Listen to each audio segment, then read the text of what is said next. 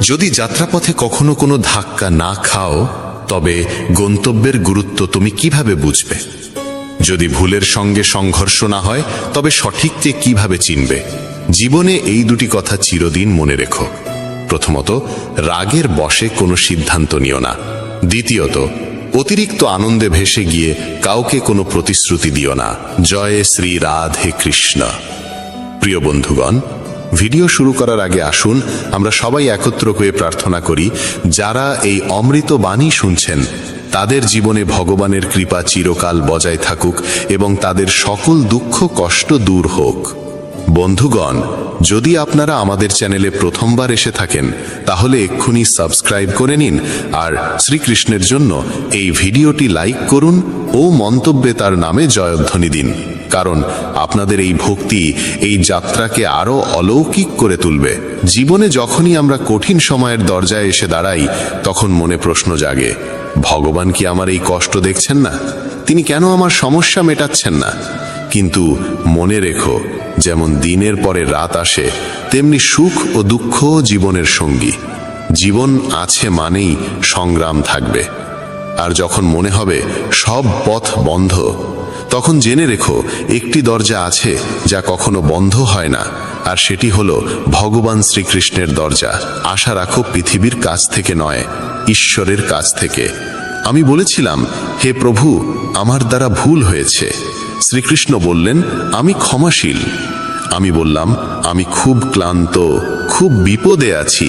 শ্রীকৃষ্ণ বললেন, চিন্তা করো না, আমি তোমার আশ্রয় হব।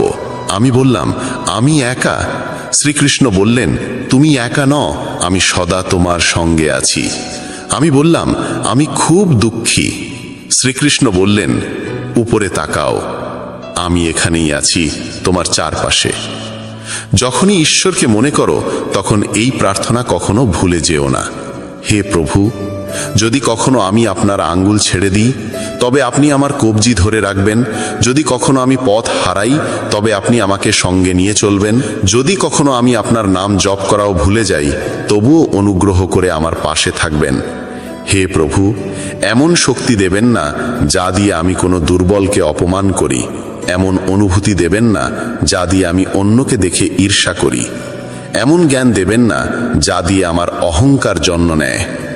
ভগবান যখন মানুষ সৃষ্টি করলেন, তখন তিনি তাকে সমস্ত গুণে পূর্ণ করলেন, কিন্তু একটি উপাদান ছিল যা তিনি নিজের কাছে রেখে দিলেন।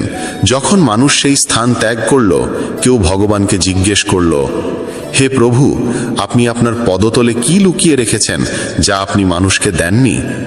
ভগবান শ্রীকৃষ্ণ মুচকি হেসে বললেন, আমি আমার পায়ের তলে শান্তি লুকিয়ে রেখেছি। মানুষ সারা জীবন এই শান্তির খোঁজ করবে। সে একে খুঁজবে বস্তুগত জিনিসে, সম্পর্কের মধ্যে আর ধন সম্পদে, কিন্তু প্রকৃত শান্তি সে শুধুমাত্র আমার চরণেই পাবে। ভগবানের কাছে দুটি অসাধারণ শক্তি আছে, একটি হলো মায়া, আরেকটি হলো ভক্তি। যে মায়াকে ছেড়ে ভক্তির পথ বেছে নেয়, সেই প্রকৃত অর্থে ভগবানের সঙ্গে যুক্ত হতে পারে। আর যখন কেউ তার চরণে মাথা নত করে, তখন ভগবান শ্রীকৃষ্ণ বলেন, বলো কি চাও, মায়া না ভক্তি? একবার কেউ ভগবানকে জিজ্ঞেস করেছিল, হে প্রভু, মায়া আর ভক্তির মধ্যে পার্থক্য কি? ভগবান হেসে বললেন, যদি তুমি অন্যদের নিজের ইচ্ছায় চালাতে চাও, তবে মায়া গ্রহণ করো। আর যদি তুমি আমাকে ভালোবাসার জোরে নত হতে দেখতে চাও, তবে ভক্তির পথ বেছে নাও। কারণ মায়া সেখানে থাকে যেখানে জীবে প্রভাব বিস্তার করে, আর ভক্তি সেখানে জন্মায় যেখানে আমি নিজে নত হই। ভগবান শ্রীকৃষ্ণ বলেন, মায়ার নৃত্যে এই জগৎ নাচে, কিন্তু যখন ভক্তি আসে, তখন আমি নিজেই নাচতে শুরু করি। কেউ জিজ্ঞেস করল, প্রভু, ভক্তি কি? উত্তর মিলল, ভক্তি হাত দিয়ে হয় না, চোখ দিয়ে হয় না, শরীরের শক্তি দিয়েও নয়। যদি তা হতো, তবে বিকলাঙ্গ, অন্ধ আর দুর্বলরা ভক্তি করতে পারত না। ভক্তি উচ্চারিত হয় হৃদয়ের গভীরতা থেকে, যা আবেগের সাগরে ডুবে জন্ম নেয়। ভক্তি কোনো আচার অনুষ্ঠান নয়, এটি আত্মা থেকে আত্মার সংযোগ। ভালোবাসায় আবৃত এক আবেগ যা ঈশ্বর পর্যন্ত পৌঁছায়। মানুষের স্বভাব এমন যে সে সুখে ভগবানকে ভুলে যায়, কিন্তু দুঃখে প্রথমেই তাকে স্মরণ করে। কেউ জিজ্ঞেস করল, মানুষ কবে ভগবানকে মনে করে? উত্তর এলো, যখন নিঃশ্বাস থেমে যেতে চায়। চুরি ধরা পড়ে, বৃষ্টি না হয়, ব্যবসায় ক্ষতি হয়, পরীক্ষায় ফেল করে, তখন সবাই ভগবানের শরণে আসে। ভগবান শ্রীকৃষ্ণ বলেন, যে আমাকে সুখে স্মরণ করে সে দুঃখ থেকে মুক্ত হয়। শব্দের থেকেও নীরবতা বেশি উচ্চারিত হয়। রঙের থেকে বেশি কথা বলে সাদা রং, স্বাদের থেকেও বেশি প্রভাব ফেলে উপবাস। চোখ দিয়ে বাইরের চেয়ে বেশি প্রয়োজন নিজের ভিতরে তাকানো। রাবণের কাছে প্রাসাদ ছিল কিন্তু শান্তি ছিল না। কংসের জন্ম রাজ সিংহাসনে কিন্তু মৃত্যু হয়েছিল কারাগারে। রাম বনবাসে থেকেও সুখী ছিলেন। কৃষ্ণ জন্মেছিলেন কারাগারে, তবু সারা জীবন প্রেম বিলিয়ে গেছেন। সত্যের পথ সবসময় কাঁটায় ভরা। যখন ভগবানকেও সংগ্রাম করতে হয়েছিল, তখন মানুষই বা কেন অব্যাহতি পাবে? যারা হৃদয় থেকে সত্যবাদী তারা প্রায়ই একা থাকে, কিন্তু সেই একাকিত্বই হয়ে ওঠে ঈশ্বরের সঙ্গ। তাই জীবনের গ্রন্থে ধৈর্য সেই সুতো যা পৃষ্ঠাগুলোকে একসাথে বেঁধে রাখে। সীমা শুধু রেখা নয়, এটি এক পরিচয়, কখনো বন্ধুত্ব, কখনো শত্রুতা। কিন্তু যখন সময় আসে তখন সেই মানুষই সীমা ছাড়িয়ে ইতিহাস গড়ে। সীমা কখনো কখনো নতুন শক্তির দ্বার উন্মুক্ত করে। বাতাসে মেঘ গর্জায়, বৃষ্টি হয়, পাখিরা লুকায়, পশুরা পালায়, মানুষ আশ্রয় খোঁজে।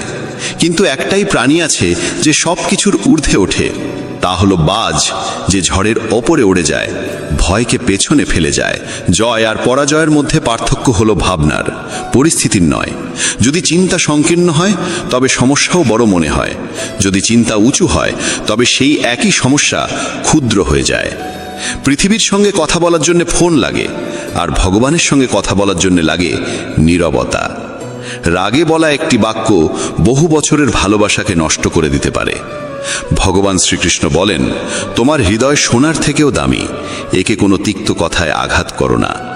অবশেষে যখন কেউ ভগবানের কাছে যায় এবং মাথা নত করে বলে, হে প্রভু, আমি আপনার চরণে এসেছি, তখন ভগবান মুচকি হেসে বলেন, বল কি চাও, যাতে তোমার জীবন আগের থেকেও ভালো হয়ে উঠতে পারে।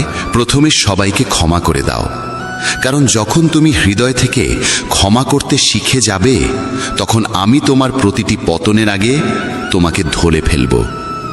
যদি আজ সময় তোমার পরীক্ষা নিচ্ছে, তাহলে বিশ্বাস রেখো, আগামীকাল সময়ই তোমার জয়ধ্বনি দেবে। কেবল নিষ্ঠা ও সততার সঙ্গে তোমার কর্ম করে যাও, কারণ তোমার হাতে রয়েছে শুধু কর্ম, ফল নয়। ফল কখন কিভাবে আসবে এর সিদ্ধান্ত একমাত্র তিনিই নেন, যিনি সমস্ত সৃষ্টির কর্তা। কথাটা ছোট মনে হলেও এর অন্তর্নিহিত অর্থ গভীর। একটা ভাঙা সমাজ আর একটা ছিন্ন ভিন্ন পরিবার কোনোদিনও নেতৃত্ব দিতে পারে না, কিন্তু নিজেদের মধ্যে লড়াই ঝগড়া করে তারা কাউকে না কাউকে রাজত্বের মুকুট পরিয়ে দেয়। যেখানে বয়োজ্যেষ্ঠদের ভালোবাসা আর সম্মান দেওয়া হয়, সেখানে ঈশ্বরের চিরস্থায়ী বসবাস হয়। যেখানে ভালোবাসা ভাগ হয়, সেখানে রামায়ণের সৃষ্টি হয়। আর যেখানে সম্পত্তি ভাগ হয়, সেখানে মহাভারতের কাহিনী রচিত হয়। যেদিন কোনো ব্যক্তি অন্যকে নিচে নামানোর কথা ভাবে, ঠিক সেদিন থেকে সে নিজেই পতনের পথে এগোতে শুরু করে। তখনই সমাজ তাকে মৌমাছিদের মতো শেখায়, একতায় কত গভীর শক্তি লুকিয়ে থাকে। একটা একক পাথর কিছুই করতে পারে না, কিন্তু সংগঠিত মৌমাছিদের দল গোটা বন দুলিয়ে দিতে পারে। একতা, ভালোবাসা আর সমষ্টিগত ভাবনায় জীবনের আসল শক্তি লুকিয়ে আছে। জীবন কাটানোর দুটি পথ আছে, একটা নিজের ইচ্ছেগুলো পূর্ণ করো, আর অন্যটা যা আছে তার মধ্যেই সত্যিকারের আনন্দ খোঁজো। এমন সহজ সরল হও যাতে সবাই তোমার পাশে বসতে পারে, আর এমন উঁচুতে ওঠো যাতে তুমি উঠলে সবাই অনুপ্রাণিত হয়। ওড়ান জরুরি, যদিও বারবার পতন হোক না কেন। সংগ্রাম জরুরি, তা সে নিজের সঙ্গেই কেন না হোক। জীবনে জয় আর পরাজয়ের পার্থক্য শুধু চিন্তার মধ্যে থাকে। শ্রীকৃষ্ণ বলেন, যে পিতা থেকে সংগ্রাম আর মাতা থেকে সংস্কার নেয়, সেই এই পৃথিবীর প্রকৃত শিক্ষায় শিক্ষিত হয়। যদি ঈশ্বরে বিশ্বাস রাখো, তবে যা লেখা আছে তাই পাবে। কিন্তু যদি নিজের ওপর বিশ্বাস রাখো তবে ঈশ্বরও তোমার ইচ্ছে মতো লিখে দেন। রাগে বলা একটি মাত্র বাক্যেও বছর